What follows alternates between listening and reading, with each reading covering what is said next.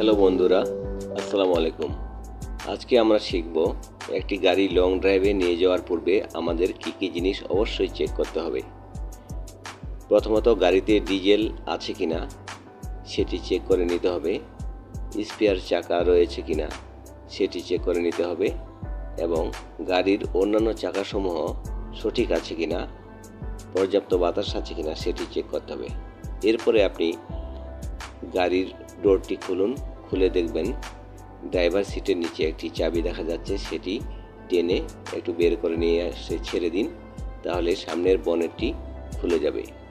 এরপর দরজা বন্ধ করে বনেটের সামনে গিয়ে ডান হাত দিয়ে বনেটটি একটু উপরে তোলার চেষ্টা করুন।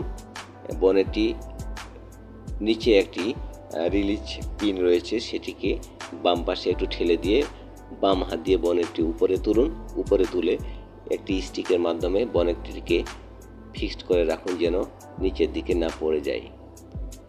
এরপর আপনাদেরকে সেই লকিং পিনটি আমি দেখাচ্ছি, যেটির মাধ্যমে বনেটটি খোলা যায়। এর উপরে আরেকটি দেখতে পাবেন হোল্ডিং, সেটা নিচে যখন পড়ে তখন এখানে লক হয়ে যায় এবং বনেটটি ক্লোজ থাকে। এরপর আমাদের চেক করতে হবে যে এখানে রেডিয়েটর লাইনের মিডিলে দেখতে পাচ্ছেন রেডিয়েটর ক্যাপ। এই ক্যাপটি খুলে গাড়ির ভিতরে রেডিয়েটরে কুলিং ওয়াটার রয়েছে কিনা সেটি চেক করা যাবে।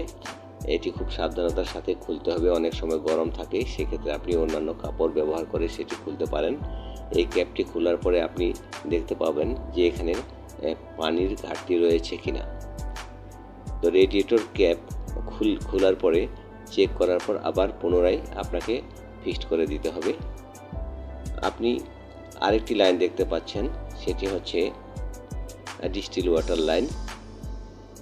এখানে একটি ক্যাপ রয়েছে, ক্যাপটি খুলে আপনি দেখতে পাবেন এখানে একটি ট্যাঙ্কও রয়েছে, আপার লেভেল এবং লোয়ার লেভেলের নিচে কখনো পানি রাখা যাবে না। আপনি আরেকটি দেখছেন যে ওয়াশার সিল, এটি উপরে খুলে নিচে দেখতে পাবেন একটি স্কেল রয়েছে। এই স্কেলটির মাধ্যমে আপনি এটা পরিমাপ করতে পারবেন যে কতটুকু ডিস্টিল ওয়াটার রয়েছে। এই ওয়াটারটি অ্যাকচুয়ালি আপনার গাড়ির সম্মুখ ভাগে যে গ্লাসটি রয়েছে সেটি স্প্রে সিস্টেমের মাধ্যমে পরিষ্কার করার জন্য পানিটি স্প্রে করার পরে সেখানে উইপার দিয়ে পরিষ্কার করতে হয়। এরপর দেখতে পাচ্ছেন মোবাইল গেজের ভিতর থেকে স্টিকটি বের করে আপনি দেখতে পাবেন এখানে দুটি দাগ রয়েছে। দুই দাগের লোয়ার দাগের কম হলে কখনো গাড়ি চালানো যাবে না। ব্যাটারি দেখতে পাচ্ছেন এই গ্লাসের ভিতরে দিয়ে ব্যাটারিটি যদি সবুজ দেখা যায় তাহলে ব্যাটারিটি সঠিক, লাল দেখা গেলে সঠিক নয়। এরপরে দেখতে পাচ্ছেন যে ব্রেক অয়েলের ক্যাপটি খুলে আপনি ব্রেক অয়েলটি চেক করতে পারবেন এবং পুনরায় রিফিল করতে পারেন। ব্রেক অয়েলের কাজ হচ্ছে ব্রেক করার সময় গাড়ির ভিতরে অয়েলটি প্রবেশ করানো গাড়ির চাকার ভিতরে, সেক্ষেত্রে চাকাটি থেমে যাবে, সেখানেও একটি ট্যাঙ্ক রয়েছে। এরপর দেখবেন যে পাওয়ার অয়েল, গাড়ির হুইল এবং স্টিয়ারিং যদি কখনো শক্ত হয়ে যায় সেক্ষেত্রে আপনাকে পাওয়ার অয়েল ইউজ করতে হবে এবং এটি চেক করতে হবে।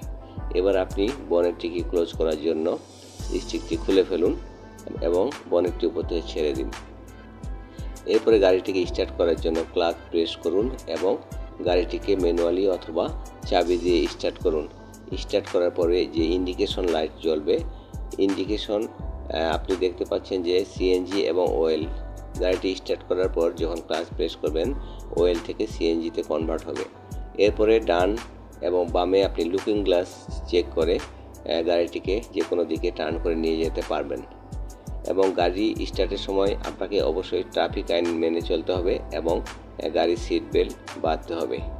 তো বন্ধুরা, আজকে আমরা যেটুকু শিখলাম তার মধ্যে গাড়ি লং ড্রাইভে যাওয়ার পূর্বে আমাদের প্রাথমিকভাবে যে জিনিসগুলো অবশ্যই চেক করতে হবে সেগুলো সম্পর্কে আমরা শিখলাম।